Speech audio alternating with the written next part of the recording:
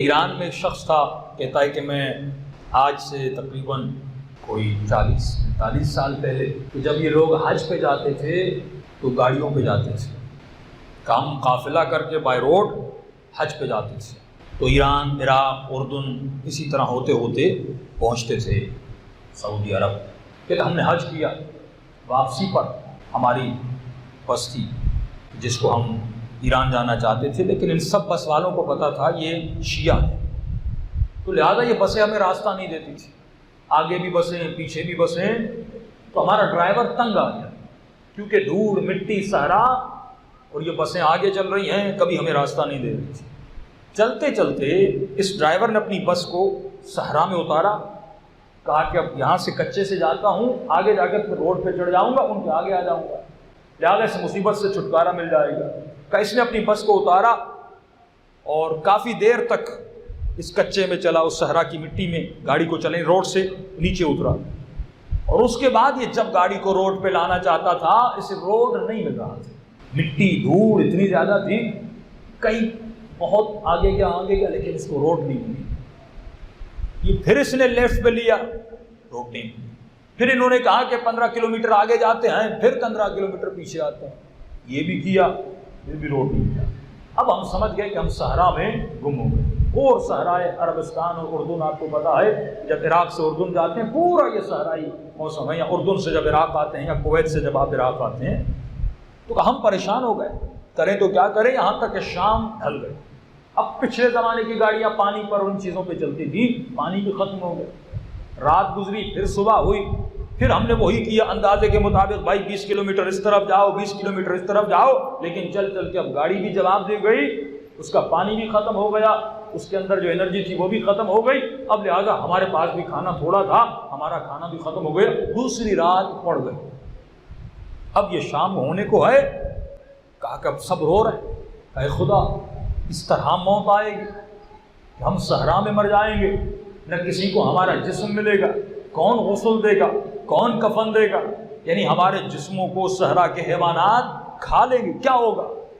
اتنے میں کیونکہ شیعہ تھے، امام زمانہ پر عقیدہ اور بلیو تھا، کہ انہوں نے نماز پڑھنا شروع کی، استغاثہ کیا اپنے آقا امام زمانہ سے، اور انہوں نے منت مانی کہ اے خدا اگر ہماری مدد ہو گئی، جس کے پاس اس پورے قافلے میں جتنا پیسہ ہے وہ نجف جا کے نظر کر دے گا، وہ اللہ کی راہ میں خرچ کر دے گا۔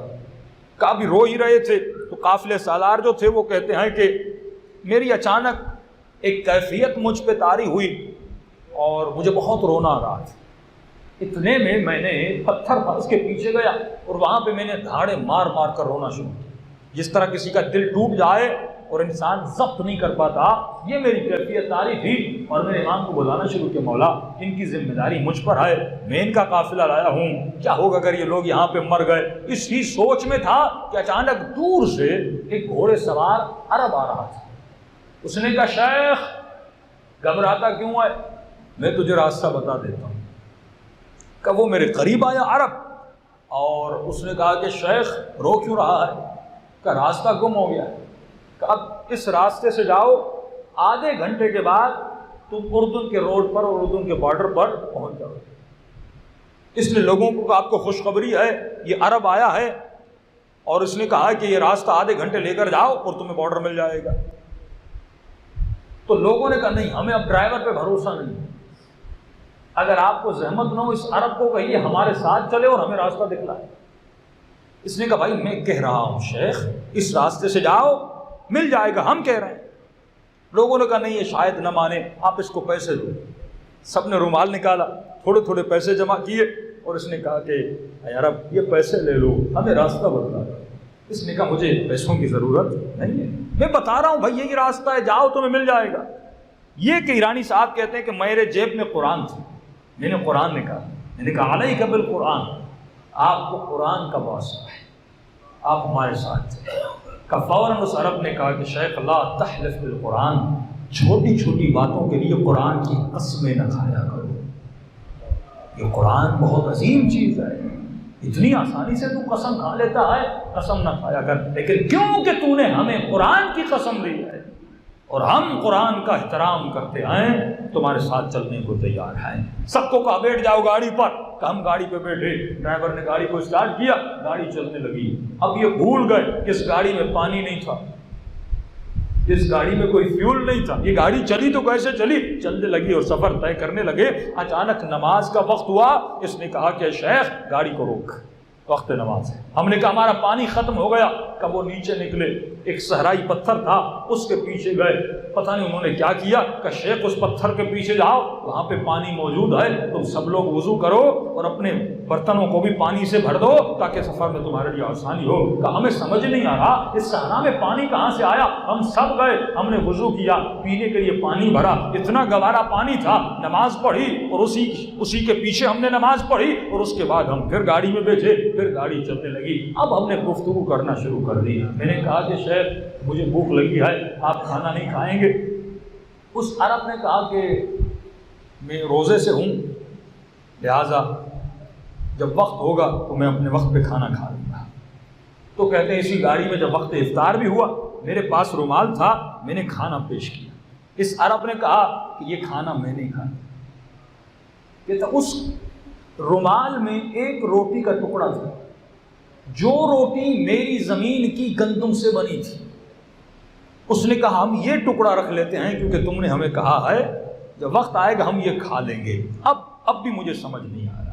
تو اتنے میں چلتے چلتے انہوں نے کہا کہ تم ایران کے فلاں شہر کے رہنے والے ہو؟ میں نے کہا کہ آپ کے فلاں شہر میں فلاں جو عالم دین خطیب آئے اس کی مجلسیں ہمیں بہت پسند آئے، وہ بہت اچھا ذکر اہل بیت کرتا ہے۔ فرمائے وہ کون تھے؟ وہ آیت اللہ وحید خراسانی تھے۔ تو میں نے کہا آپ وحید کی بات کر رہے ہیں؟ انہوں نے کہا شیخ عالم کا نام احترام سے لیا کر، لقب سے لیا کر، کبھی روکھا نام نہ لیا کر۔ آج کل لوگ جو علماء کی بہترامی، مراجع کی بہترامی کرتے ہیں، یہ ضرب لگا رہے ہیں امام زمانہ کے فرمان پر۔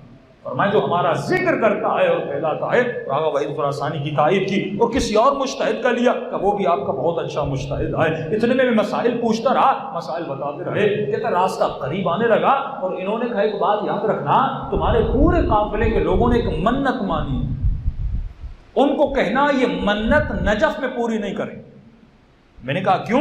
کیونکہ انہوں نے منت مانی، ہم سارا پیسہ نجف میں اللہ کی راہ میں خرچ کریں گے، اگر تم نے پیسہ خرچ کیا تو آگے تمہیں مسائل پیش ہوں گے، تو ہم اجازت دیتے ہیں کہ اپنی منت کو ایران میں جا کر پورا کرنا۔ اب کہتا ہے مجھے یہ بھی پتہ نہیں ان کو کیسے پتا چلا کہ ہم نے منت کی ہوئی ہے۔ اتنے میں گاڑی بارڈر، اردن کے بارڈر پہ پہنچی، رات کا وقت ہو چکا تھا، تو انہوں نے کہا کہ اب میں چلتا ہوں۔ میں نے کہا کہ آپ نے ہماری بڑی مدد کی، آپ رک جائیے، صبح ہم آپ کو خود آپ کی جگہ پہ چھوڑ کر آئیں گے۔ انہوں نے کہا نہیں، اور بھی بہت سارے اتنے آئے جن کو ہماری مدد کی ضرورت پڑتی ہے۔ کا اتنا کہنا تھا اور میری آنکھوں سے غائب ہو گئے۔ اب میرے ذہن میں بات آئی، ارے اسے کیسے پتا چلا ہم نے منت مانی تھی؟ ارے اس گاڑی میں تو فیول نہیں تھا، وضو کے لیے اس نے چشمے کا پانی کیسے جاری کیا؟ پھر مجھے پتا چلا اس نے وہ روٹی نہیں کھائی تھی، صرف وہ روٹی کھائی تھی جو میری زمین کی گندم سے بنی تھی۔ یعنی یہ وقت کے امام ہیں، اپنے اشاروں سے بتاتے ہیں کہ شیعہ کا اخلاق کیا ہوتا ہے، شیعہ کا کردار کیا ہوتا ہے۔ اگر تو خلوص دل سے اپنے مولا کا آواز دے، مولا یقیناً انسان کی مدد کو آ جاتے ہیں۔ سب بات پڑھے محمد